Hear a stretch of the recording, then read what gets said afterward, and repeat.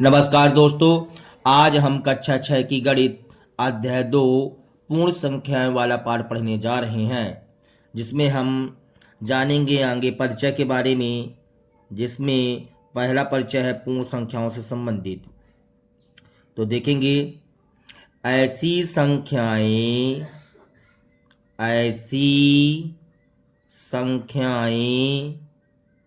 जो शून्य से प्रारंभ होती हैं। कहाँ से प्रारंभ होती हैं बच्चों? शून्य से। तो जो शून्य से प्रारंभ होती हैं तथा अनंत तक जाती हैं पूर्ण संख्याएं कहलाती हैं। पूर्ण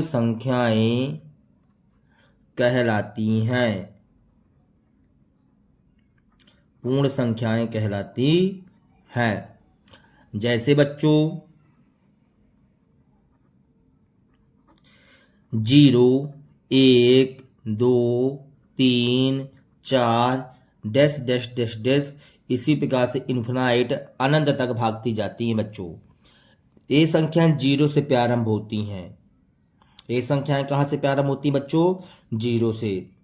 चलिए अब हम आगे पढ़ते हैं। यदि मान लीजिए प्राकृत संख्याओं के बारे में आप पढ़ चुके हैं, ठीक है ना बच्चों। आज हमने पूर्ण संख्याओं के बारे में भी पढ़ लिया। अब इसमें है पूर्ववर्ती के बारे में जानेंगे बच्चों कि पूर्ववर्ती संख्याएं कैसी संख्याएं कहलाती हैं। तो पूर्ववर्ती के बारे में बात करते हैं बच्चों। तो पूर्ववर्ती संख्याएं कहलाती हैं कि यदि मान लीजिए किसी संख्या में ठीक 1 रुपए कम कर दिया जाए या 1 कम कर दिया जाए, तो जो संख्या प्राप्त होती है तो वह उस संख्या की पूर्ववर्ती संख्या कहलाती है। देखेंगे बच्चों, पूर्ववर्ती संख्या के बारे में बात करते हैं। ऐसी संख्या जिसमें 1 घटाने पर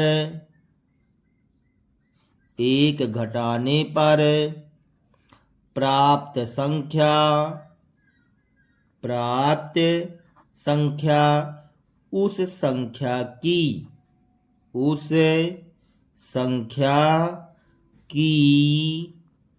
पूर्ववर्ती संख्या कहलाती है। पूर्ववर्ती संख्या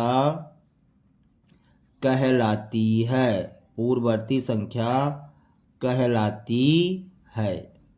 पूर्ववर्ती संख्या कहलाती है बच्चों। तो हमने बोला कि ऐसी संख्या जिसमें 1 घटाने पर प्राप्त संख्या उस संख्या की पूर्ववर्ती संख्या कहलाती है। जैसे यहां पास हम बात करें, जैसे हमने लिख दिया 45। तो 45 का पूर्ववर्ती यदि निकालेंगे 45 का पूर्ववर्ती निकालेंगे तो 45 - 1 करेंगे बच्चों। तो 45 में 1 जाएगा तो कितना बचेगा हमारे पास? 44 बचेगा। तो ये कहलाता है 45 का पूर्ववर्ती 44 है बच्चों। 45 का पूर्ववर्ती क्या है? 44। आपको 1 कम कर देना पड़ेगा। मतलब ऐसी संख्या जिसमें 1 घटाने पर प्राप्त संख्या उस संख्या की पूर्ववर्ती संख्या कहलाती है। तो 1 घटाने पर प्राप्त संख्या इस संख्या की क्या कहलाएगी? पूर्ववर्ती कहलाएगी। और समझो बच्चों, जैसे यहां पास लिखा हुआ है 15, तो 15 में आप 1 कम कर दीजिए बच्चों, कितना बचेगा? 14 बचेगा। तो 15 का पूर्ववर्ती क्या है? 14 है बच्चों। 15 का पूर्ववर्ती 14 कहलाता है। अब हम बात करेंगे इसी प्रकार से और अन्य संख्याएं भी हो सकती हैं। अन्य संख्याओं से भी आप निकाल सकते हैं। पूर्ववर्ती के बाद हम पढ़ने जा रहे हैं परवर्ती। पूर्ववर्ती के बाद हम पढ़ने जा रहे हैं परवर्ती। परवर्ती। तो देखेंगे बच्चों, इसमें 1 घटाने से प्राप्त होता है, इसमें 1 जोड़ने से प्राप्त होता है। तो ऐसी संख्या जिसमें एक जोड़ने पर प्राप्त संख्या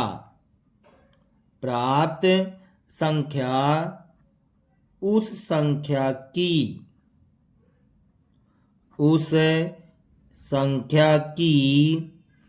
परवर्ती कहलाती है। प्राप्त संख्या उस संख्या की परवर्ती संख्या कहलाती है। परवर्ती संख्या कहलाती है। अब जैसे में देखेंगे बच्चों,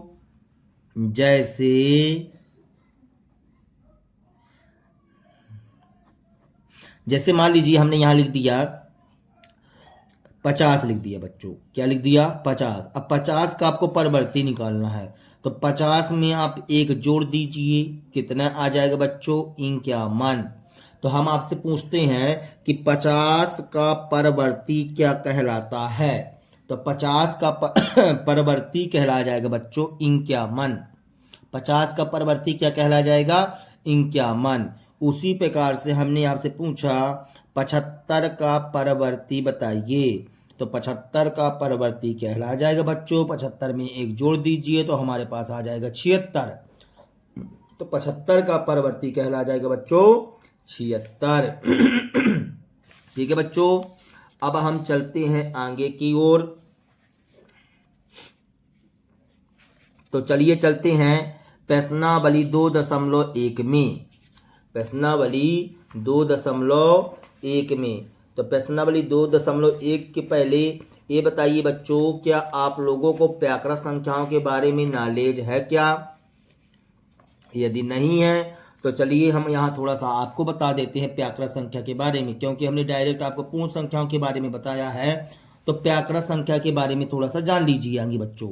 तो देखिए व्याकृत संख्याएं,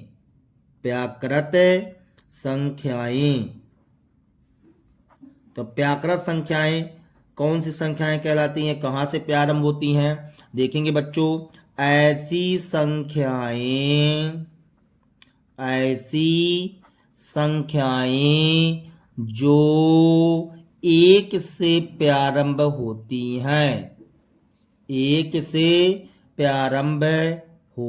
हैं, तथा अनंत तक जाती हैं, अनंत तक जाती हैं, व्याकृत संख्याएं कहलाती हैं। व्याकृत संख्याएं कहलाती हैं। व्याकृत संख्याएं कहलाती हैं बच्चों, कहलाती हैं। जैसे 1 2 3 4 5 डैश डैश डैश इन्फिनाइट, अनंत तक बच्चों। तो हमने क्या बोला? वे संख्याएं जो एक से प्रारंभ होती हैं, कहां से प्रारंभ होती बच्चों? एक से प्रारंभ होती हैं तथा अनंत तक जाती हैं, व्याकृत संख्याएं कहलाती हैं। तो व्याकृत संख्याएं कहां से प्रारंभ होती बच्चों? एक से प्रारंभ होती, अनंत तक जाती हैं, तो व्याकृत संख्या कहलाती हैं। लेकिन अभी अभी हमने इसके पहले बताया था आपको कि पूर्ण संख्याएं कौन सी संख्याएं कहलाती हैं। तो ऐसी संख्याएं जो शून्य से प्रारंभ होती हैं। पूर्ण संख्या कहां से प्रारंभ होती है? शून्य से प्रारंभ होती है। अब व्याकृत संख्या एक से प्रारंभ होती है, इसका मतलब ये हुआ कि सर पूर्ण संख्या में व्याकृत संख्या समा जाएगी। देखो बच्चों, ये 0 से स्टार्ट होती है, व्याकृत संख्या 1 से स्टार्ट होती है, तो व्याकृत संख्या को उठा करके हम पूर्ण संख्या में फिट कर सकते हैं, इसमें समा जाएगी। अर्थात हम कह सकते हैं कि व्याकृत संख्या को पूर्ण संख्या कहा जा सकता है। व्याकृत संख्या को पूर्ण संख्या कहा जा सकता है बच्चों, लेकिन पूर्ण संख्या को व्याकृत संख्या नहीं कहा जा सकता। क्यों नहीं कहा जा सकता? क्योंकि पूर्ण संख्या के पास 0 होता है बच्चों, अब व्याकृत संख्या के पास 0 नहीं होता है। बात समझ में आई बच्चों? चलिए अब हम चलते हैं प्रश्नावली 2.1 की ओर। प्रश्नावली 2.1 एक की ओर चलते हैं बच्चों। यहाँ लिखते हैं प्रश्नावली।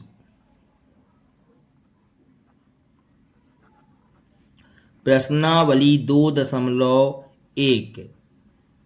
तो 2.1 के प्रश्न सॉल्व करने वाले हैं बच्चों हम। यहाँ पास पहला नंबर प्रश्न लिखते हैं। पहला नंबर प्रश्न कहता है 10,999 के बाद अगली 3 प्राकृत संख्याएं लिखिए। 10,999 के बाद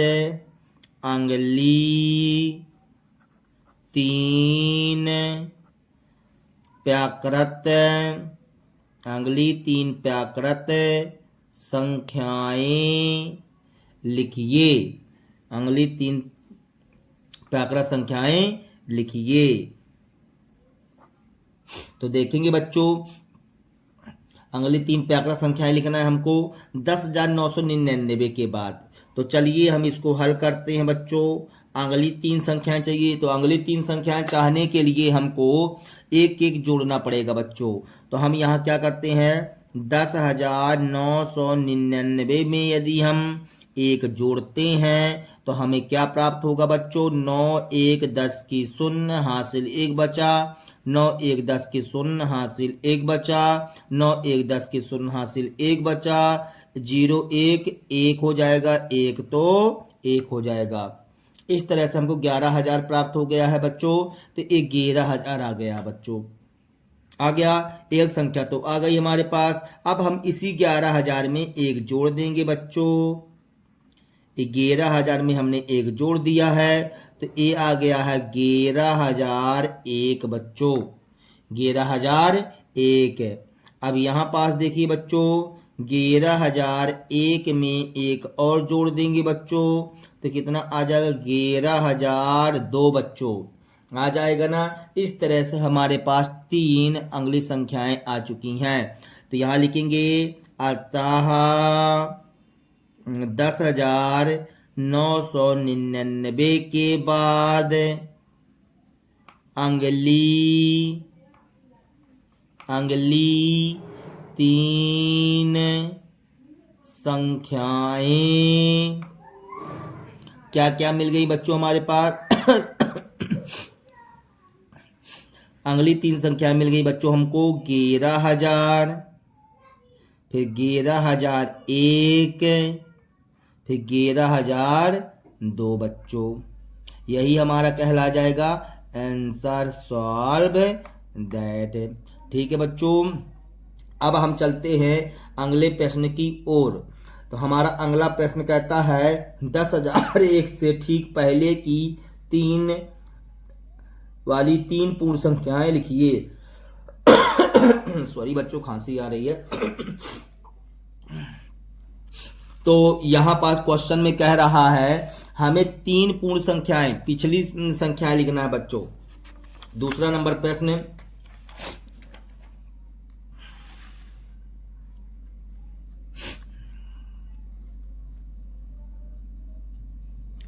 दूसरा नंबर प्रश्न देखेंगे बच्चों। दूसरा नंबर प्रश्न कहता है कि 10,001 के ठीक पहले आने वाली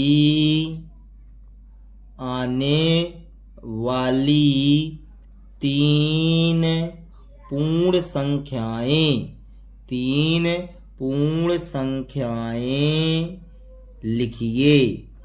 3 पूर्ण संख्याएं लिखिए। हमको 3 पूर्ण संख्याएं लिखने के लिए बोला गया है बच्चों। तो देखेंगे, इसको हम हल करते हैं। बच्चों। तो यहाँ पास 10,001 के ठीक पहले की संख्या बताना है। यदि हमको ठीक पहले की संख्या बताना होता है बच्चों, तो हम उसमें एक कम कर देते हैं बच्चों। तो हल में हम लिखते हैं यहाँ पास 10,001 को हम क्या करेंगे बच्चों, इसमें हम क्या करते हैं, 10,001 में एक कम कर देते हैं। तो हमें क्या प्राप्त होगा बच्चों, 10,000 प्राप्त हो जाएगा। अब अगली संख्या ज्ञात करनी है, तो 10,000 में एक कम कर दीजिए बच्चों। तो 10,000 में यदि हम एक कम करते हैं बच्चों, तो यहाँ पास एक कम करने पर 10 में एक गया 9 10 में एक गया 9, 10 में एक गया 9, 10 में एक गया 9 और एक में एक जाएगा तो कट्टम बट्टम 9,999 प्राप्त हो जाएगा बच्चों। फिर 9,999 में हम एक घटाएंगे क्योंकि हमको 3 संख्याएं प्राप्त करना था। तो 9,999 में हमने एक घटाया तो हमें प्राप्त हो जाएगा 9,998 बच्चों। इस तरह से हम 3 संख्याएं ज्ञात कर चुके हैं। तो यहाँ लिखेंगे अतः 10,000 एक के ठीक पहले आने वाली 3 पूर्ण संख्याएं। तो क्या क्या मिल गई हैं बच्चों ठीक पहले की संख्याएं? हमें 10,000 प्राप्त हो चुका है, 9,999 प्राप्त हो चुका है और 9,998 प्राप्त हो चुका है बच्चों। यही हमारा कहला जाएगा आंसर सॉल्व दैट बन जाएगा बच्चों। चलिए अब हम चलते हैं तीसरा प्रश्न की ओर। तो तीसरा नंबर प्रश्न कहता है हमारा, सबसे छोटी पूर्ण संख्या कौन सी है? सबसे छोटी पूर्ण संख्या कौन सी है? तो ये बताओ बच्चों, सबसे छोटी पूर्ण संख्या कौन सी होती है? हमने अभी आपको बताया था कि पूर्ण संख्या कहाँ से प्रारंभ होती है बच्चों? पूर्ण संख्या 0 से प्रारंभ होती है। तो सबसे छोटी और जाने के लिए तो अनंत तक जाती है। तो सबसे छोटी पूर्ण संख्या कौन सी हो जाएगी बच्चों? 0 हो जाएगी। यही हमारा कहला जाएगा आंसर सॉल्व दैट बच्चों। अब देखेंगे अगला प्रश्न चौथा नंबर कहता है, निम्न के परिवर्ती लिखिए। प्रश्न कहता है 32 और 53 के बीच 32 और 53 के बीच में कितनी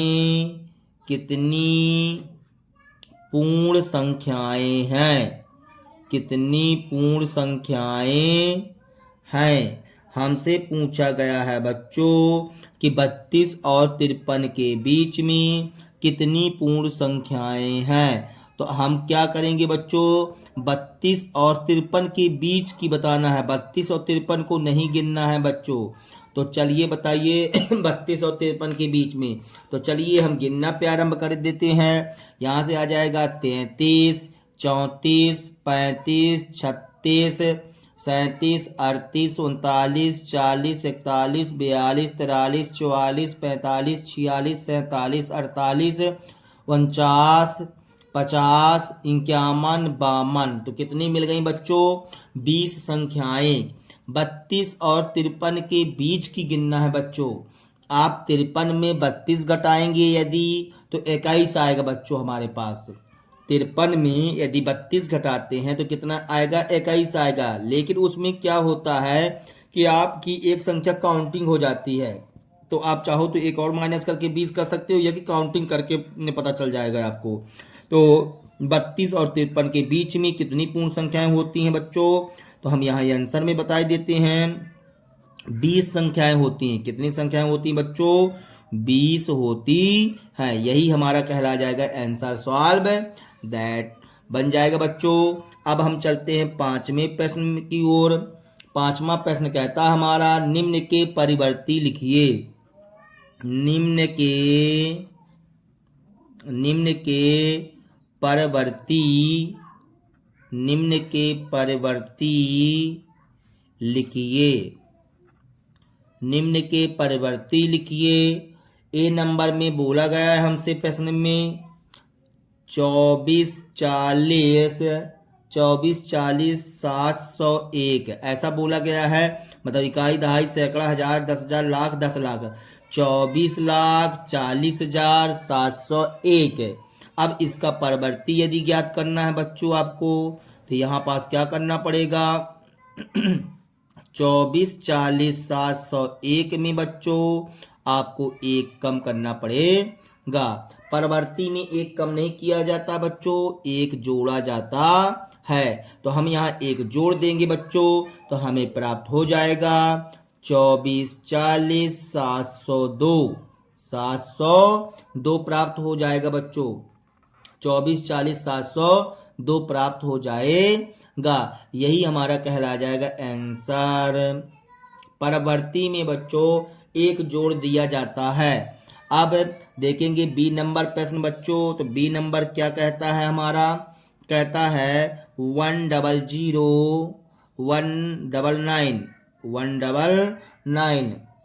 तो इसका हमें परवर्ती निकालना है बच्चों। तो 100, 199 में हम क्या करेंगे, 1 जोड़ देंगे बच्चों।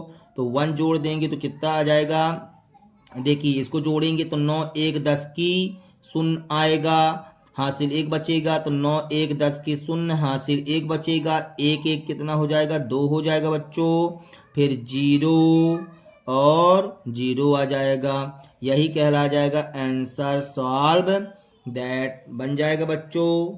सी नंबर प्रश्न हमारा क्या कहता है, सी नंबर प्रश्न कहता है 10, 109 लिखा हुआ है बच्चों। फिर लिखा हुआ है 9,999, 9,999, 9,999। तो देखेंगे बच्चों यहाँ पास यदि मान लीजिए 10,99, 999 में 10,99, 999 में यदि हम एक जोड़ देते हैं बच्चों, तो हमें क्या प्राप्त होगा, 9, 1, 10 की शून्य, हासिल 1। फिर 9, 1, 10 की शून्य, हासिल 1। 9, 1, 10 की शून्य, हासिल 1। फिर 9, 1, 10 की शून्य, हासिल 1। फिर 9, 1, 10 की शून्य, हासिल 1। 1, 0, 1, 1 11 मिल जाएगा बच्चों।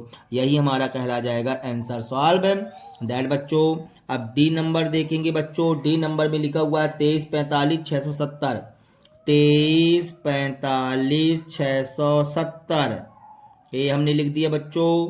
तो यहाँ पास 23, 45, 670 में एक जोड़ देंगे तो हमें क्या प्राप्त हो जाएगा, 71 बन जाएगा। तो यहाँ लिखे देते हैं बच्चों 23, 45, 671 और यही हमारा कहला जाएगा बच्चों आंसर सॉल्व। दैट। चलिए अब हम चलते हैं अगले प्रश्न की ओर। अभी हमने 5वां नंबर प्रश्न पढ़ा है, अब हम पढ़ने जा रहे हैं 6वां नंबर प्रश्न। तो 6वां नंबर प्रश्न हमारा कहता है निम्न के पूर्ववर्ती ज्ञात कीजिए। निम्न के पूर्ववर्ती ज्ञात कीजिए। निम्न के पूर्ववर्ती, निम्न के पूर्ववर्ती ज्ञात कीजिए। निम्न के पूर्ववर्ती ज्ञात कीजिए या लिखिए, लिखिए। तो चलिए बच्चों हम इस चीज से संबंधित बात करते हैं। ए नंबर 94 लिखा हुआ है। क्या लिखा हुआ बच्चों, 94। तो 94 का यदि आपको पूर्ववर्ती ज्ञात करना है बच्चों, तो आप क्या करेंगे, 94 में एक कम कर देंगे। पूर्ववर्ती का मतलब एक अंक पीछे का बताना होता है बच्चों। तो 94 में एक कम करेंगे तो क्या आ जाएगा, 93 आ जाएगा बच्चों। यही हमारा कहला जाएगा आंसर। बी नंबर प्रश्न कहता है 10,000। क्या लिखा हुआ बच्चों, 10,000। तो हमने 10,000 लिखा बच्चों, तो 10,000 में हम एक कम कर देंगे तो हमारे पास कितना आ जाएगा बच्चों, 9,999 और यही कहला जाएगा हमारा आंसर सॉल्व। दैट। अब यहाँ पास लिखा हुआ है बच्चों 20, 80, 90। सी नंबर में लिखा हुआ है 20, 80, 90। यदि मान लीजिए बच्चों 20, 80, 90 में हम एक कम कर देंगे तो कितना बन जाएगा, यह 89 बन जाएगा। 20, 80, 90 में एक कम हो जाएगा तो 89 बन जाएगा और यही हमारा कहला जाएगा आंसर सॉल्व। दैट। अब देखिए डी नंबर में 76, 54, 321। 76 54 321 लिखा हुआ है बच्चों। 76 54 321। यदि हम मान लीजिए इसमें एक कम कर देती हैं, 76 54 321 में एक कम कर देंगे तो ये हो जाएगा 76 54 320 बच्चों, 320। यही कहला जाएगा आंसर सॉल्व दैट बच्चों। चलिए अब हम चलते हैं अगले प्रश्न की ओर बच्चों। हमारा 7वां नंबर प्रश्न कह रहा है बच्चों, देखेंगे आप सभी बच्चे यहाँ पास। 7वां नंबर प्रश्न कहता है, ये 7वां नंबर प्रश्न है, संख्याओं के निम्नलिखित युग्मों में से, प्रश्न कह रहा बच्चा ध्यान से देखिएगा, संख्याओं के निम्नलिखित युग्मों में से प्रत्येक के लिए संख्या रेखा पर कौन सी पूर्ण संख्या अन्य संख्या के बाईं ओर स्थित है, इनके बीच उपयुक्त चिन्ह बड़ा या छोटा का प्रयोग करते हुए इन्हें लिखिए। हमको संख्या रेखा में बताना है बच्चों, संख्याओं के निम्नलिखित युग्मों में से संख्या रेखा पर कौन सी पूर्ण संख्या अन्य संख्या के बाईं ओर स्थित है। बाईं ओर के बारे में बताना है कि बाईं ओर कौन स्थित है। दाईं ओर कौन कहलाता है बेटा, दाईं ओर कहलाता है जिसमें से मतलब सीधा हाथ, सीधा हाथ, बाईं ओर उल्टा हाथ कहलाता है। और इनके बीच में उपयुक्त चिन्ह बड़ा या छोटा का प्रयोग करते हुए इन्हें लिखिए। अपने को बाईं ओर कौन स्थित है ये बताना है बच्चों, बाईं ओर कौन स्थित है। संख्याओं के निम्नलिखित युग्मों में से प्रत्येक के लिए संख्या रेखा पर कौन सी पूर्ण संख्या अन्य संख्या के बाईं ओर स्थित है, इनके बीच में उपयुक्त चिन्ह बड़ा या छोटा का प्रयोग करते हुए इन्हें लिखिए। तो चलिए बच्चों हम 7वां नंबर क्वेश्चन सॉल्व करने जा रहे हैं। तो 7वां नंबर प्रश्न में पहला नंबर प्रश्न कह रहा है बच्चों, यहाँ पास 530 और 503 बोल रहा है बच्चों। तो देखो हमसे प्रश्न बोल रहा था कि बाईं ओर कौन स्थित है, संख्या रेखा में बाईं ओर कौन स्थित है। तो यहाँ लिखेंगे संख्या रेखा में बाईं ओर 503 स्थित है, 503 स्थित है। फिर हमसे छोटा बड़ा का प्रयोग करते हुए पूछा जा रहा था बच्चों। तो यहाँ लिखेंगे 503 छोटा है 530 से बच्चों। ठीक है बच्चों, जैसे मान लीजिए संख्या रेखा में जब आप बनाएंगे संख्या रेखा में तो आगे कौन आएगा, 503 आएगा। 503 के बाद कहीं जाकर के फिर 530 आएगा बच्चों। तो इसलिए हमने बोला कि 503 बाईं ओर स्थित है और यहाँ पास 503 छोटा है बच्चों 530 से। चलिए बी नंबर देखेंगे बच्चों, लिखा हुआ 370 और 307 लिखा हुआ है बच्चों। तो देखिए 370 और 307, तो संख्या रेखा में बाईं ओर कौन स्थित रहेगा, जो छोटा है 307 रहेगा ना बच्चों। तो यहाँ लिखते हैं संख्या रेखा में बाईं ओर 307 स्थित है, 307 स्थित है तथा हम क्या बताएंगे 307 छोटा है किससे बच्चों, 370 से, 370 से। इस तरह से बच्चों हल करेंगे। सी नंबर प्रश्न कहता है 98,765, 98,765 और लिखा हुआ 56,789।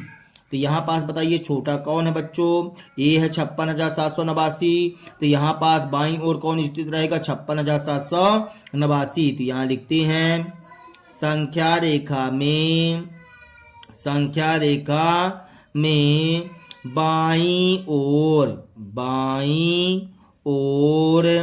56,789 स्थित है तथा हम चिन्ह का प्रयोग करते हुए बताएंगे 56,789 छोटा है 98,765 से। ठीक है बच्चों, अब देखेंगे आगे डी नंबर प्रश्न क्या कहता है। डी नंबर प्रश्न कहता है यहाँ पास 98 30 415, 98 30 415 लिखा हुआ है बच्चों, अर्थात इकाई दहाई सैकड़ा हजार 10,000 लाख 10 लाख है, 98,30,415 लिखा हुआ है बच्चों। फिर यहाँ पास लिखा हुआ है 100,23,001 लिखा हुआ बच्चों, इकाई दहाई सैकड़ा हजार 10,000 लाख 10 लाख करोड़, 1,23,001 है, 1,23,001। देखिए वैसे ही पता चल गया, एक करोड़ों की संख्या है और इकाई की संख्या बेटा लाखों की संख्या है, तो करोड़ों वाली संख्या बहुत बड़ी कहलाएगी और लाखों वाली संख्या क्या कहलाएगी, छोटी कहलाएगी। तो संख्या रेखा में पहले इसका मान आएगा तो यहाँ लिखे देते हैं, संख्या रेखा में 98,30,415 बाईं ओर स्थित है। संख्या रेखा में 98,30,415 बाईं ओर स्थित है, बाईं ओर स्थित है। अब इसको हम क्या कहेंगे बेटा कि ये छोटा है, 98,30,415 छोटा है बच्चों 100,23,001 से। ठीक है बच्चों, इस तरह से हमारा 7वां नंबर प्रश्न कंप्लीट होता है। अब हम जो है तो चलते हैं 8वें नंबर प्रश्न की ओर। 8वां नंबर प्रश्न कह रहा बच्चों, निम्नलिखित कथनों में से कौन से कथन सत्य हैं और कौन से कथन असत्य हैं। तो चलिए हम 8वां नंबर प्रश्न का ए नंबर प्रश्न देखते हैं बच्चों। कहता है शून्य सबसे कहता है प्रश्न, शून्य सबसे छोटी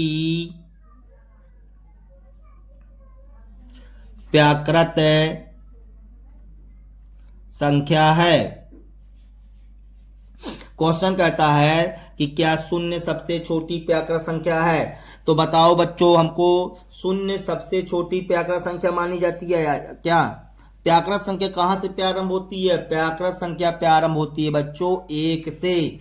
तो जब 1 से प्रारंभ होती है तो प्राकृत संख्या में सबसे छोटा कौन माना जाएगा, 1 माना जाएगा ना। शून्य माना जा सकता है क्या, जब उसमें शून्य होता ही नहीं है प्राकृत संख्या में। हमने आपको प्राकृत संख्या की परिभाषा पढ़ाया है बच्चों, प्राकृत संख्या में 1 होता ही नहीं है, शून्य नहीं होता है बच्चों। जब शून्य नहीं होता है तो आप उसके बारे में कैसे कह सकते हैं कि प्राकृत संख्या जो है, शून्य जो है प्राकृत संख्या में सबसे छोटी मानी जाएगी। तो 1 होता है छोटी बेटा, 1 जो है प्राकृत संख्या में सबसे छोटा माना जाता है, शून्य होता ही नहीं है। जब शून्य होता ही नहीं है तो हम यहाँ लिखेंगे असत्य कथन। क्या लिखेंगे बच्चों, असत्य कथन, असत्य कथन। आया समझ में बच्चों। यदि नहीं आया है तो देख लीजिए थोड़ा सा। प्राकृत संख्या 1 से प्रारंभ होती है, हमने आपको पढ़ा चुके हैं, इसके बारे में बता चुके हैं। तो 1 से प्रारंभ होता है, कहां से प्रारंभ होता है, 1 से प्रारंभ होता है। जब इसमें 0 है ही नहीं है बच्चों, हाँ इसमें सत्य कथन क्या हो जाता, जब आप बोल देते 1 सबसे छोटी प्राकृत संख्या है तो वह कथन सत्य हो जाता। शून्य के बारे में नहीं कह सकते हैं। शून्य किसके लिए सत्य होगा, पूर्ण संख्या के लिए, पूर्ण संख्या के लिए कथन सत्य हो जाएगा बच्चों। चलिए अब हम चलते हैं बी नंबर में। कहता है 400 संख्या 399 का पूर्ववर्ती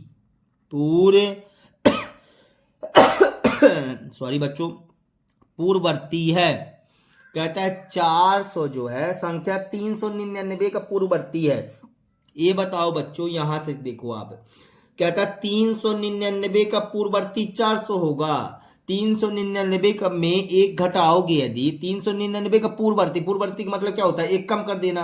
तो 399 में एक कम करोगे तो 398 नहीं आएगा, ये क्या कहता है 400 आएगा। सत्य कथन है क्या, नहीं है बच्चों। तो हम यहाँ क्या लिख देंगे, असत्य कथन, असत्य कथन। ठीक है बच्चों, क्योंकि 399 का पूर्ववर्ती 398 होता है बच्चों।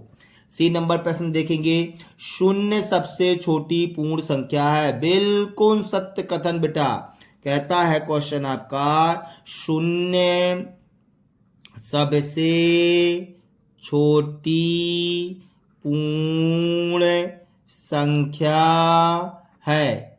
हमसे प्रश्न में बोला गया है कि शून्य सबसे छोटी पूर्ण संख्या, बिल्कुल सत्य कथन, क्योंकि देखिए पहला नंबर जो क्वेश्चन था वह असत्य कथन था। इसी के बारे में हम समझा रहे थे आपको कि शून्य होता है, शून्य जो होता है, शून्य से कौन प्रारंभ होता है? पूर्ण संख्या प्रारंभ होती है। जब शून्य से पूर्ण संख्या प्रारंभ होती है तो सबसे छोटी पूर्ण संख्या कौन सी कहला जाएगी? शून्य कहला जाएगी। इसमें लिख दीजिए बच्चों सत्य कथन, सत्य कथन। अब देखेंगे बच्चों डी नंबर प्रश्न। डी नंबर प्रश्न में पूछा जा रहा है 600 संख्या 599 का परवर्ती है।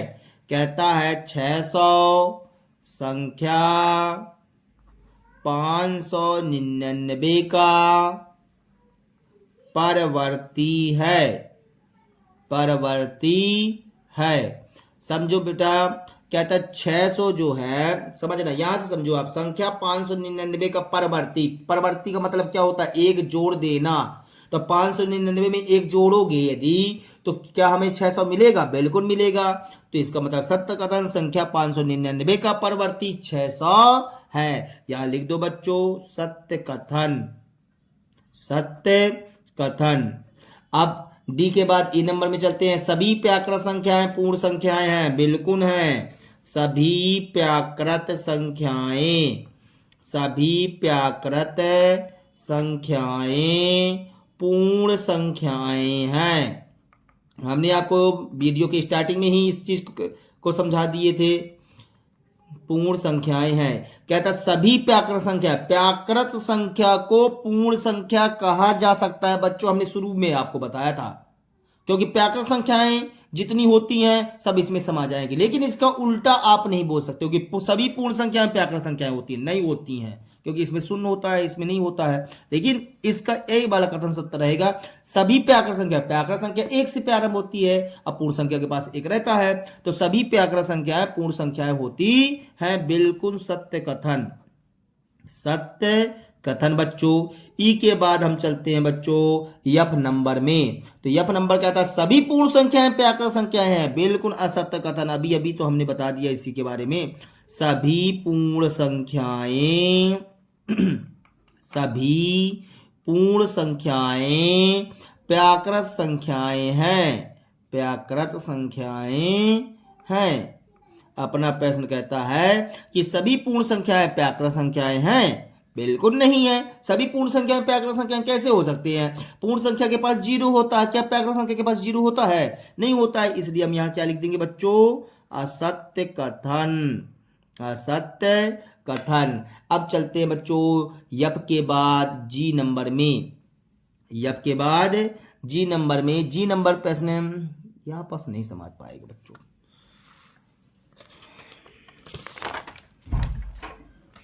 तो देखेंगे जी नंबर प्रश्न, तो देखेंगे बच्चों जी नंबर प्रश्न कहता है दो अंकों की पूर्ण संख्या का पूर्ववर्ती एक अंक की संख्या कभी नहीं हो सकती।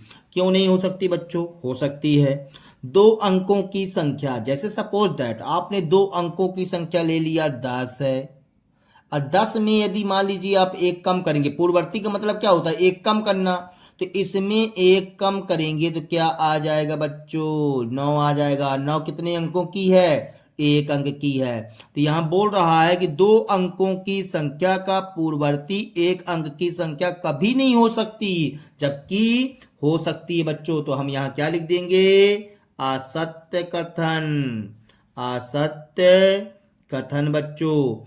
अब हम चलते हैं जी के बाद यच नंबर में बच्चों। यच नंबर कहता है कि एक सबसे छोटी पूर्ण संख्या है, एक सबसे छोटी पूर्ण संख्या है। चलो बताओ बच्चों, एक क्या सबसे छोटी पूर्ण संख्या? पूर्ण संख्या कहां से प्रारंभ होती है बच्चों?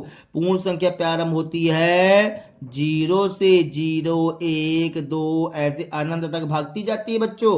जब 0 से प्रारंभ होती है तो तुमने बोला यहां पास कि एक सबसे छोटी पूर्ण संख्या है। क्या एक सबसे छोटी पूर्ण संख्या मानी जा सकती है? जब 0 से प्रारंभ होती है तो सबसे छोटी पूर्ण संख्या कौन सी होगी? 0 होगी। तो यहां क्या लिखेंगे?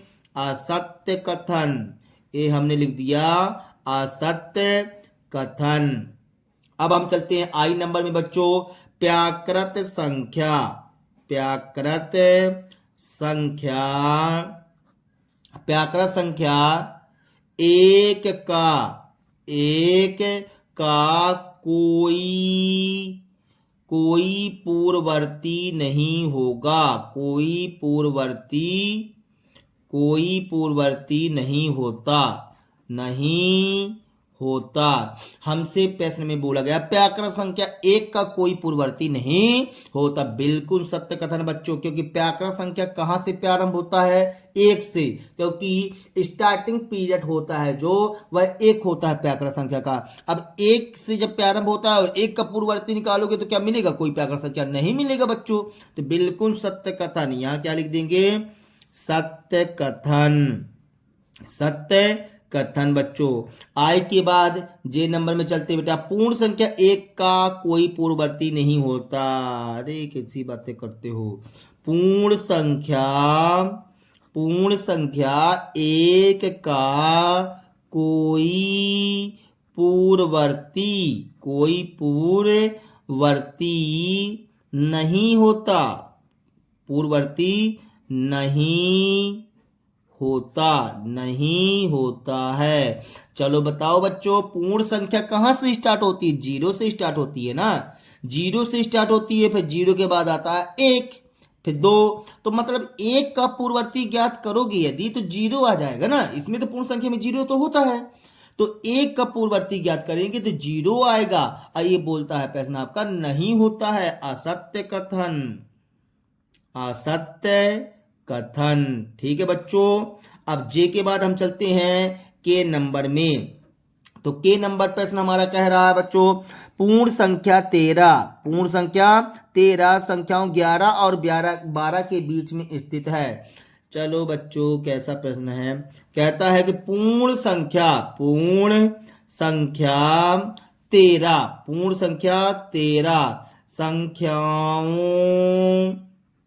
संख्याओं 11 और 12 के बीच स्थित है। बिल्कुल नॉर्मल प्रश्न है।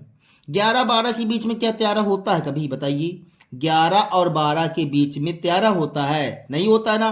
तो सीधे लिख दीजिए असत्य कथन। क्या लिख देंगे बच्चों? असत्य कथन। के बाद हम चलते हैं बच्चों यल नंबर में। यल नंबर प्रश्न कह रहा हमारा, पूर्ण संख्या जीरो का कोई पूर्ववर्ती नहीं होता। बिल्कुल सत्य कथन बोल दिए हो। कैसे? क्योंकि पूर्ण संख्या जीरो से प्रारंभ होती है बच्चों, तो जीरो का कोई पूर्ववर्ती नहीं होगा। ये जीरो से प्रारंभ होता है, इसलिए हम क्या लिख दिए बच्चों इस बार? सत्य कथन। यल के बाद चलते हैं बच्चों यम नंबर में। यम नंबर कहता है 2 अंकों की संख्या का 2 अंकों की संख्या का परवर्ती 2 अंकों की संख्या का परवर्ती सदैव 2 अंकों की एक संख्या होती है।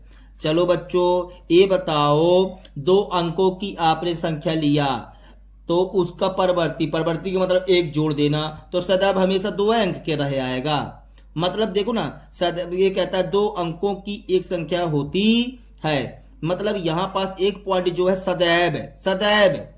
माना कि हमने 50 में एक जोड़ा तो 51 मिला, 60 में एक जोड़ा तो 61 मिल गया, 70 में एक जोड़ा तो 71 मिल गया। लेकिन सदैव वाली जहां बात है, तो ये बताओ आप, क्या 99 भी 2 अंक का होता है ना?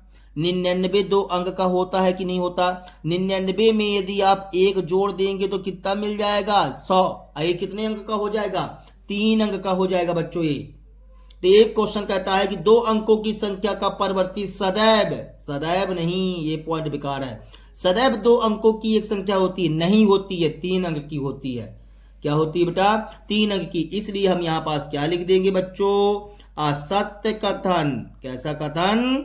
असत्य कथन। चलिए ठीक है बच्चों, आज हमने आपका पाठ 2 अध्याय 2 खत्म कर दिया है। अगले वीडियो में हम अध्याय 3 पढ़ाएंगे। यदि हमारे वीडियो आप लोगों को पसंद आए हो तो कृपया हमारे चैनल को सब्सक्राइब कर लीजिए, लाइक कर दीजिए और शेयर कर दीजिए। तब तक के लिए बाय बाय, टाटा।